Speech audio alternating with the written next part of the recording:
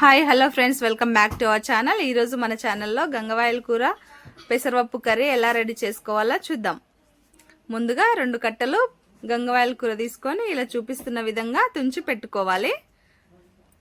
తర్వాత stove on చేసి కడాయి పెట్టుకొని ఇందులోకి 2 టేబుల్ స్పూన్ ఆయిల్ వేసుకోవాలి. ఆయిల్ వేడవగానే కట్ చేసి పెట్టుకున్న ఉల్లిపాయలు వేసుకోవాలి.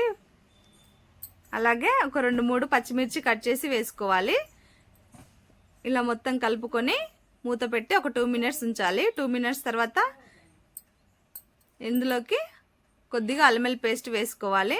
అలాగే కొంచెం పసుపు వేసుకోవాలి. గంగవాయల కూరని ఇలా శుభ్రంగా కడుక్కొని చిన్న చిన్నగా కట్ చేసుకోవాలి. చిన్న చిన్నగా కట్ చేసుకున్న తర్వాతకి ఉల్లిపాయల్లోకి వేసి మొత్తంగా కలుపుకోవాలి. కలుపుకొని మూత పెట్టి ఒక 2 మినిట్స్ ఉంచి ఇందులోకి మనం ముందుగా నానబెట్టుకున్న పెసరపప్పు వేసుకోవాలి. ఇలా మొత్తం పెసరపప్పు వేసుకొని మొత్తం కలుపుకొని మూత పెట్టి ఒక 2 మినిట్స్ ఉంచాలి. 2 మినిట్స్ తర్వాత ఇందులోకి 1 టేబుల్ స్పూన్ కారం, 1 టేబుల్ స్పూన్ ఉప్పు వేసుకోవాలి.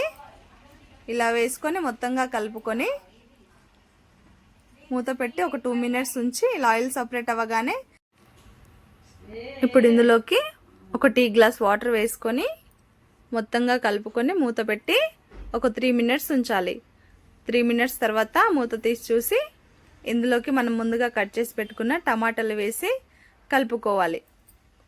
మళ్ళీ మూత పెట్టి ఒక 5 మినిట్స్ ఉంచి మూత తీసి చూస్తే ఎంతో టేస్టీగా ఉండే పెసరపప్పు గంగవాయల కూర రెడీ.